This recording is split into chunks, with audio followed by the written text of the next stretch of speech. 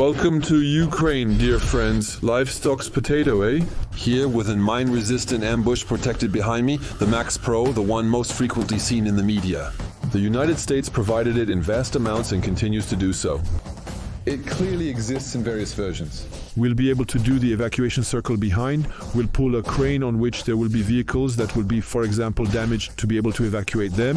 There are many versions of the vehicle behind me, including the ambulance and troop transport variants. We'll take a short tour to demonstrate how this equipment functions and its usefulness.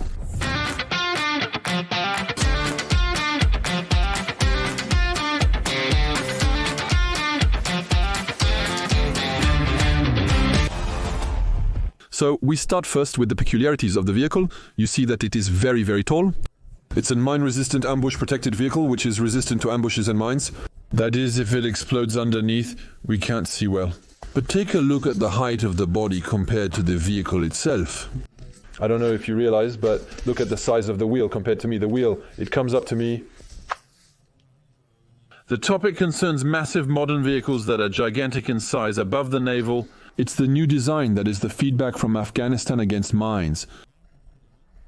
We have worked a lot, obviously, on resistance. That is to say that it is the vehicle that is, according to them, the most resistant.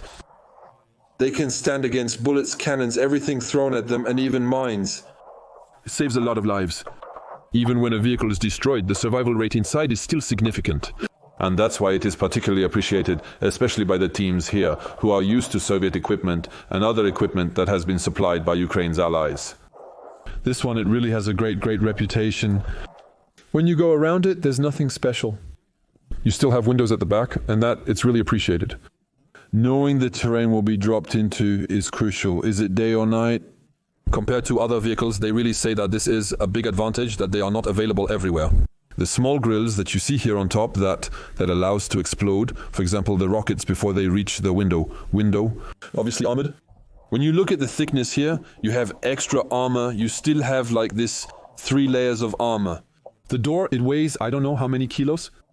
Do some weightlifting to move it. Access is through the back with a door. As shown, it rises and falls rapidly, making it highly efficient for saving time. To be able to quickly access the inside of the machine, BIM, you shouldn't put your hand in, but it's fast. The opening.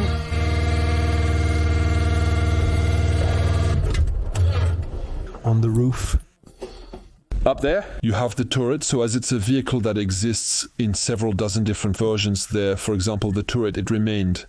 But there, you don't have the Browning. Typically, there is a 12.7 cannon, which is effective against vehicles, as it is a heavy cannon. It's exactly the same caliber that there is, for example, on the A-10. The American ground attack aircraft, the A-10 Thunderbolt II, is reputed to effectively destroy Soviet T-72 tanks. Especially in the Iraq War, it was very effective there. However, a super interesting feedback. It is too high to make assaults on positions in open field. It is used on assaults in town in urban environment. Even with kamikaze drones, we quickly lose the connection when there is an angle or we move from one street to another. And because it gets detected from very far away, it will not be used for assaults in the fields. They will be preferred over it. For example, the MTLB, the BTR vehicles that are a little bit lower. The American Bradley is even better when available. It excels in open field attacks, proving to be highly effective. So on the usage, where they are not used in the same way, if it's transport to the rear, to the associations, depending on the regions? Depending on the version, there may be optics included. In this case, the optics have been removed since this is a rear-mounted version. That's why you hear the explosions. It's light caliber, I'm not on the front line, it's a training center. They removed equipment they prefer to have on the front line. Infrared cameras allow for vision inside, enabling piloting under all conditions. A few minor negative feedbacks. If the Americans watching us want to know what's going on here, who can do better? It's the height of these things that are underneath sometimes in the forests. Everything that's underneath there, it can hit the rocks. Here's the maintenance. It was really well designed from the start, except that there are not enough spare parts. Do the Americans need to send you more spare parts here? The turret we have on top, it's remotely operated. That means that here you either have someone who will get inside and be able to move it. Or you have the option to control it from the bottom. Come on, let's go up magnetically. See this? It's practical. See the thing, okay? And friends, there you go. Look. Where are we not beautiful here? Watch out, buddies, we're turning. Hey, that's cool. So, in front of me there is the theoretical position of the cannon here. I am protected. I will show you what is in front of me. There are 2 layers of bulletproof glass. I don't know if it can withstand some 7.62, but the 5.56 does the job. We have a second exit so you can stick your head out to shoot if needed. To even possibly add equipment on top, like for example antennas, there's no point in making holes. They can install additional antennas that are here and that they have like this, with the cables that will be able to easily pass underneath. And that the cost of the thing that gets caught everywhere. Thank you, I really appreciate it. It avoids doubling up on technical systems. We can operate it from below. We can put it here behind me as we are on an ambulance version. And when we are once again on the back, it doesn't have all the equipment. But here, this is where you have all the screens that allow the operator to manage the turret and therefore to be able to operate it and fire without putting himself in danger. Like on the vehicles from the 80s, including those that France provides. You also have at the back here, logically, a group leader. If we are on a vehicle that is going to go to the front line to free men, to make assaults, I refer you to the video we made with Ken, in which he explained the use. Well, there is a team leader who is going to use the Kropiva applications for artillery, for positioning, to know exactly what is going to happen in front of them.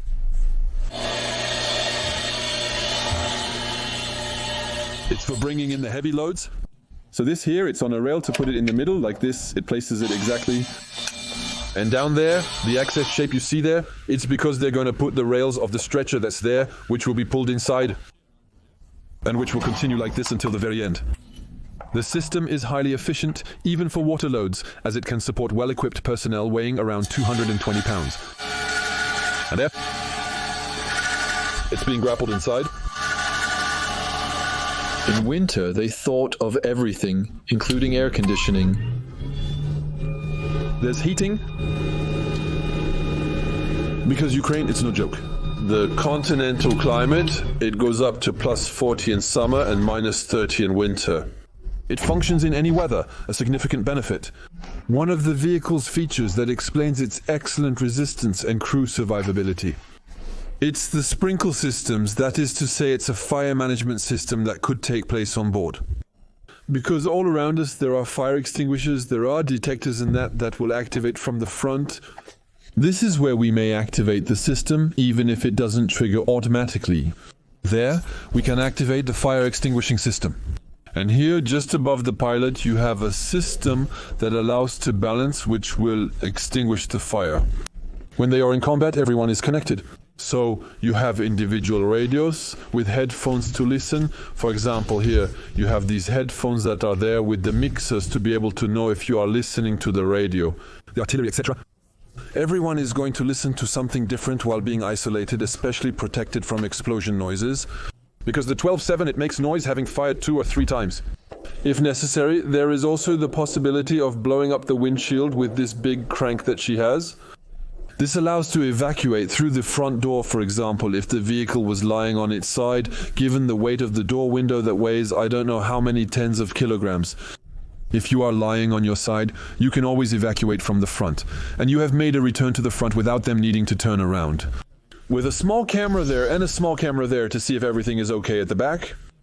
If they are in position before they can start, boom, it explodes. It's training, I assure you. So, even this part here, the air intake of the engine, it is armored. And here just below you have the hooks. To be able to tow a vehicle, or to get it out of a bog which hooks onto a tree in front. It can get out of a tight spot if we get bogged down. It attacks on the side.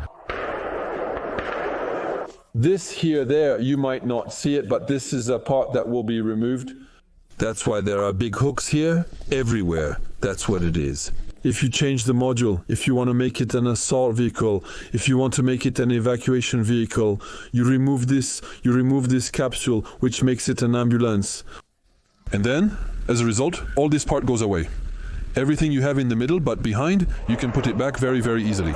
And it's the same if the vehicle has been damaged. If it's taken a rocket-propelled grenade on the side, here, quickly, easily, you can just change the top, send it to repair, and the engine remains correct. And conversely, if the engine is damaged, you can always recover the ambulance part and put it on another vehicle. It's a great modularity. That's why it has a very, very high availability here, but it still lacks spare parts to have the complete fleet operational. On the versions that you also have on the field, you have systems that allow you to spray all around with smoke grenades. Because you know that anti-tank missiles designate the target with a laser beam, so there are laser detectors. They know they are targeted. It's something that is relatively common on all our vehicles. But with the Soviets, with the Russians, it's only for tanks, meaning only the tanks are protected. They're okay with discontinuing a vehicle that carries 6 to 8 passengers.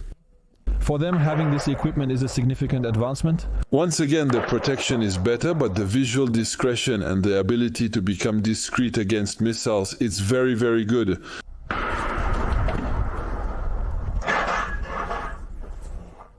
The real mechanics, friends, this is old-fashioned. Intel mechanics, friends, the interior, it's all simple, no electronics that can break down. There you go, friends, we are. What does Leonardo DiCaprio say? I am the master of the world. Friends, I hope you enjoyed this video. In any case, it's interesting. They remain motivated as volunteers. In these units, their desire is palpable. They have been fighting for 2 to 2.5 years. A few are there before, but real career soldiers are very rare. Hendrik, you saw, for example, he was a real estate entrepreneur, the gentleman who spoke Italian, the pilot of the Kirpi, he lived in Croatia. They led normal lives but chose to defend their country. It's truly pleasing. Remember, videos always have associated collections. As I mentioned, the ad revenue supports Ukraine. The Timberdose collection helps us equip our friends there. The French-speaking volunteers fighting here are committed to defending Ukraine and by extension, France. And then you have the collection with the Association Act Together for Ukraine to do humanitarian work. Generators, demining systems, medical systems in very large numbers. And then, if you like patches and you want to equip the medical stabilizers, the stab nets, I'll give you the links again.